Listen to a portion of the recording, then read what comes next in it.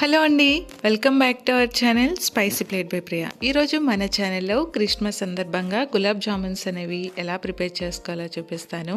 ఈ గులాబ్ జామున్స్ అనేవి ఒక 2-3 డేస్ ముందే ప్రిపేర్ చేసి పెట్టుకోండి. ఇంటికి ఎవరైనా పండగ సందర్భంగా వచ్చినప్పుడు మనం వీటిని సర్వ్ చేస్తే వాళ్ళు తినటానికి మనం పెట్టడానికి కూడా బాగుంటుంది.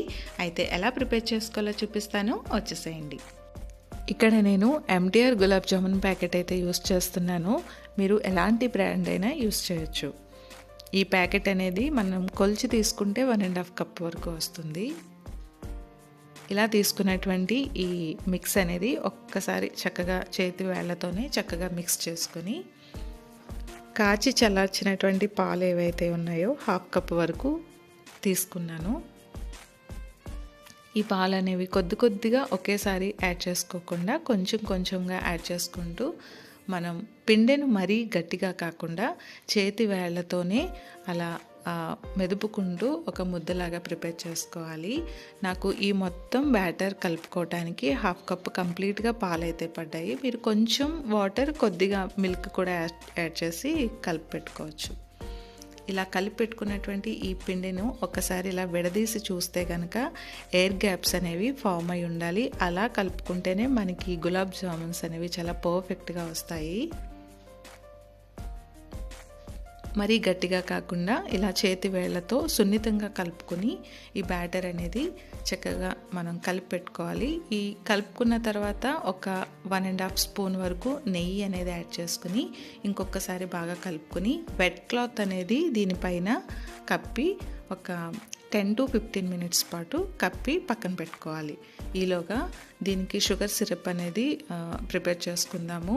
1.5 కప్ ఈ పిండికి 1.5 కప్ షుగరే నేను యూస్ చేస్తున్నానండి. మీరు ఇంకొంచెం స్వీట్ ఎక్కువగా తినాలి అనుకునే వాళ్ళు 2 కప్స్ షుగర్ యాడ్ చేసుకోవచ్చు. 1.5 కప్ షుగర్ తీసుకుని 3 కప్స్ వరకు వాటర్ అనేది యాడ్ చేసుకుని ఒక్కసారి బాగా మిక్స్ చేసుకున్న తర్వాత స్టవ్ ఆన్ చేసి స్టవ్ మీద పెట్టుకుని 10-15 మినిట్స్ పాటు జస్ట్ ఈ షుగర్ అనేది మెల్ట్ అయ్యి మనకి కరిగి ఉంటే సరిపోతుంది. మరి తీగ పాకం ముదురు పాకం రావాల్సిన పని ఏమీ లేదు. ఇలా మరిగిన తర్వాత స్టవ్ ఆఫ్ చేసి పక్కన పెట్టుకోవాలి. ఈలోగా ఈ బ్యాటర్ అనేది కొద్దిగా నానుంటుంది కదా, ఈ క్లాత్ అనేది కంప్లీట్గా తీసుకోకుండా కొంచెం కొద్దిగా తీసుకుని మనం ఈ బాల్స్ ప్రిపేర్ చేసుకునే వరకు ఈ వెట్ క్లాత్ అనేది దీని మీదే కప్పి ఉంచాలండి. పిండి అనేది పైన డ్రై అయిపోతే కనుక క్రాక్స్ అనేవి వస్తాయి.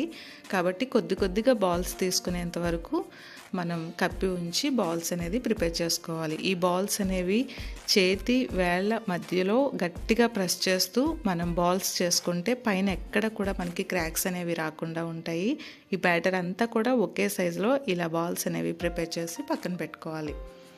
ఇప్పుడు స్టవ్ ఆన్ చేసి ప్యాన్ పెట్టుకుని డీప్ ఫ్రైకి సరిపడగా ఆయిల్ అనేది వేసుకుని ఆయిల్ అంతా కూడా మనకి హీట్ అయిపోకూడదు, మీడియంగా మనకి హీట్ అయ్యి మంటను కూడా మీడియంలో పెట్టుకుని ఈ బాల్స్ అనేవి ఫస్ట్ బ్యాచ్ వేసి ఒకేసారి కదిపేయకుండా కొంచెం కలర్ చేంజ్ అయ్యేంత వరకు ఉంచి మనం చక్కగా మంచి గోల్డెన్ బ్రౌన్ కలర్ వచ్చేంత వరకు ఫ్రై చేసుకోవాలి.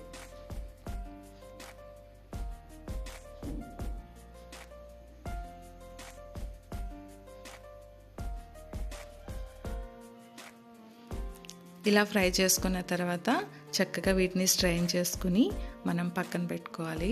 ఇప్పుడు సెకండ్ బ్యాచ్ బాల్స్ అనేవి కూడా వేసుకుని మంచి కలర్ వచ్చేంత వరకు ఫ్రై చేసి పక్కన పెట్టుకోవాలి.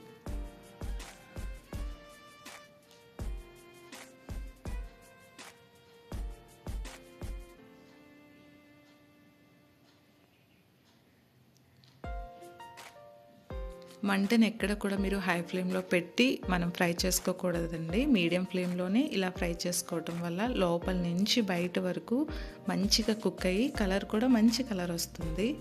అన్నీ కూడా ఇలా ఒక ప్లేట్లోకి తీసుకుని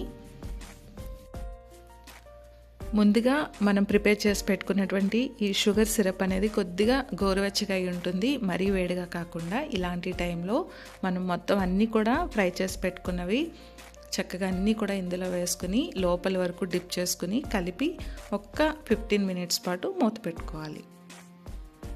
15 మినిట్స్ తర్వాత తీసి చూస్తే కనుక ఈ జ్యూస్ అంతా కూడా చక్కగా అబ్జర్వ్ అయ్యి గులాబ్ జామున్స్ అనేవి చాలా చక్కగా అయితే మాత్రం పర్ఫెక్ట్గా రెడీ అయిపోతాయి.